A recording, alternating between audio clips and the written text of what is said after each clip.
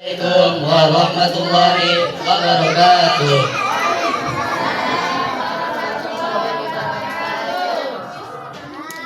Alhamdulillahirabbil alamin wa bihi nasta'in ala umuri dunya waddin wa sallallahu ala sayyidina Muhammad wa ala alihi wa sahbihi ajma'in. Amma ba'd. Yang pertama-tama yang kami hormati pada Dewan Guru, yang pertama-tama yang kami hormati kepada pimpinan Pondok Pesantren Nurul Hidayah Lutar beserta keluarganya yang semoga selalu disehatkan badannya. Amin. Dipanjangkan umurnya. Amin. Dilancarkan dalam segala urusannya. Amin. Amin ya rabbal alamin. Dan tak lupa pula yang kami hormati pada Dewan Guru-Guru sekalian dan aparat pemerintah, Bapak RT, Bapak RW, yang namanya tidak kami sebutkan satu persatu, namun tidak mengurangi rasa hormat dan tajim kami.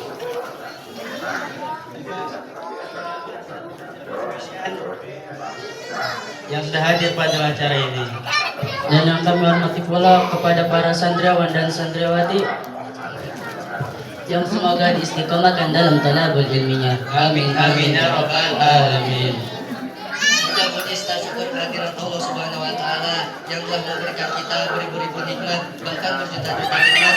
Bahkan jika kita menghitung seberapa besar nikmat yang telah diberikan Allah pada kita semua, maka yakin dan pasti tidak akan bisa untuk menghitungnya.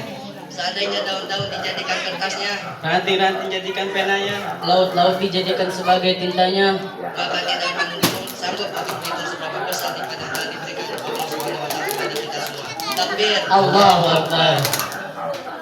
Salawat dan salam semoga tercurah limpahkan kepada junjungan alam sang rahmatul alamin, Sang proklamator yang tidak pernah naik motor. sang presiden yang tidak pernah memakai Pepsodent,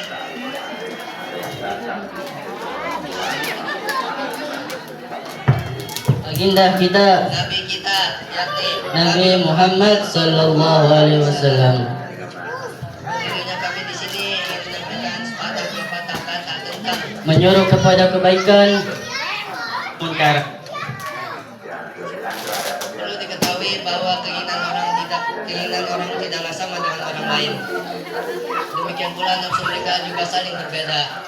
Pada umumnya manusia banyak yang lalai. Mereka perlu diberi anjuran dalam menghadapi kesulitan. Mereka perlu diluruskan jika berarti mereka sudah menyimpang dari kebenaran. Mereka perlu diberi pemahaman jika berbuat salah.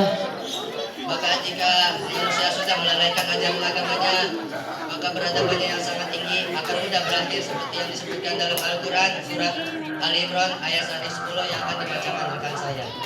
A'udzu billahi minasyaitonir rajim.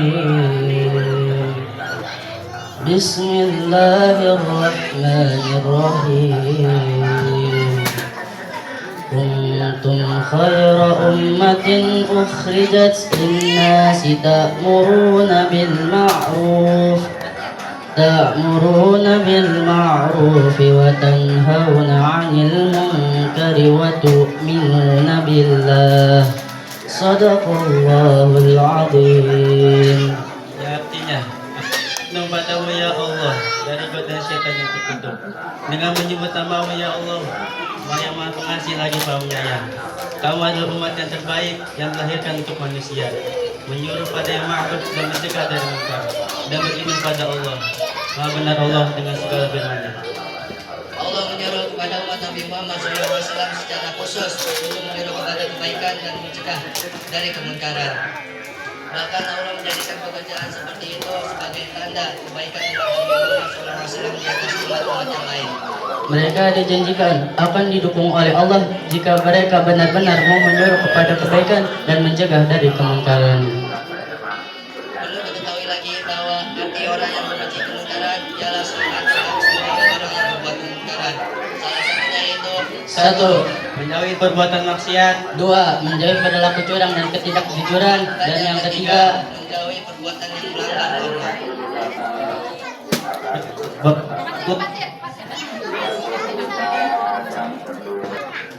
Mungkin ini saja yang dapat kami sampaikan. Kurang lebihnya mohon maaf. Hidup kesepian dan terima kasih. cakep. Cukup sekian dan terima kasih. Saya akan ini Saya yang lucu ini. Saya yang imut ini. izin pamit. naik sepeda nggak boleh jatuh. Assalamualaikum warahmatullahi wabarakatuh. Yang keempat, berpuasa di bulan Ramadan. Dan yang kelima, pergi haji bagi yang mampu. Yang pertama adalah mengucapkan dua kalimat syahadat. Syahadatu alla ilaha illallah wa anna muhammadar rasulullah. Ataupun mengikrarkan dua kalimat syahadat. Apalagi bagi orang-orang muslim yang ingin menjadi seorang muslim, yang ingin menjadi seorang mu'alaf, tentu syarat kesahan Islam mereka harus mengucapkan, mengikrarkan dua kalimat syahadat. Karena jika ada non-muslim, dia meyakini akan adanya Allah, dia meyakini hak dan kebenaran Rasulullah, namun tidak mengucapkan, mengikrarkan dua kalimat syahadat, menurut hubungan atau kaitan ahkam duniawiyah, maka orang tersebut belum dinyatakan sebagai seorang muslim. Karena jika ada orang muslim ingin masuk pada Islam, ingin menganut agama Islam, mengucapkan dua kalimat syahadat itu adalah suatu syarat yang harus mereka lakukan. Adapun orang yang benar-benar muslim itu yang lahir dari keluarga muslim, saat lahir diajanin, diikomatin, saat kecil diajarkan pendidikan Islam sampai yakin balik. Dan pertanyaannya, kapan dia mengucapkan dua kalimat syahadat? Di dalam kitab Sulam Taufiq halaman Syekh Abdullah bin Husain bin Tahir, untuk orang yang benar-benar dari keluarga muslim, mengucapkan dua kalimat syahadat cukup dilakukan pada waktu sholat. Karena di dalam sholat pun ada dua kalimat syahadat yang diucapkan pada tasyahud. Asyhadu an la ilaha illallah wa anna muhammadar rasulullah. Yang pertama, dan yang kedua, wa iqamus sholat, itu mendirikan sholat. Yang artinya jika ada orang yang mengaku muslim namun dia tidak sholat, saat ditanya kenapa anda tidak sholat namun alasannya malas, maka orang tersebut belum dinyatakan sempurna keislamannya. Karena di dalam hadis dikatakan faman aqomaha faqad aqomadin, orang yang mendirikan agama itu sama dengan orang yang mendirikan sholat, itu sama dengan orang yang mendirikan agamanya. Namun sebaliknya, waman tarokaha faqad hadamadin, orang yang meninggalkan sholat itu sama dengan orang yang menjatuhkan agamanya. Jadi yang kedua yaitu wa iqamus shalah. Dan yang ketiga yaitu wa itauz zakat, membayar zakat. Zakat itu disebut mengeluarkan harta kita, sedikit harta kita, untuk membersihkan, mensucikan harta kita. Jika di ibarat pohonan itu suka ada ulatnya, maka ulat tersebut harus dibuang, takut akan merusak pohon tersebut. Jadi zakat itu kita keluarkan untuk membersihkan harta kita. Dan yang keempat adalah puasa Ramadan, yaitu berpuasa di bulan suci Ramadan.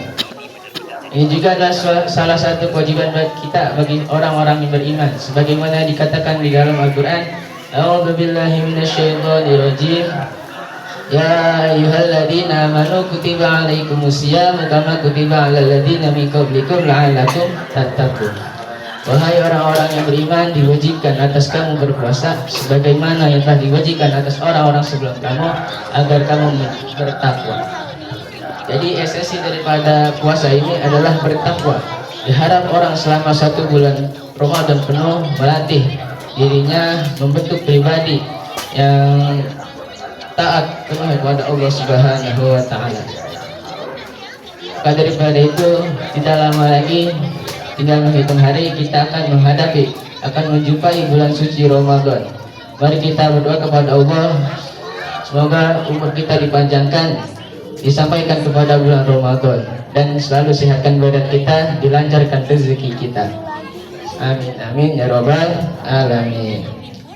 Dan yang kelima, wahajjul baiti man istata'a ilaihi sabila, melaksanakan haji, pergi haji ke Baitullah bagi orang yang mampu. Semoga kita semua yang hadir di sini dapat melaksanakan rukun Islam yang kelima ini, yaitu pergi haji ke Baitullah. Amin amin ya rabbal alamin. Mungkin hanya itu yang dapat saya sampaikan, kurang lebihnya mohon maaf. Apabila ada salah kata, salah ucapan dari awal hingga akhir, mohon diberikan pintu maaf yang seluas-luasnya. Wabillahi taufiq wal hidayah. Assalamualaikum warahmatullahi wabarakatuh.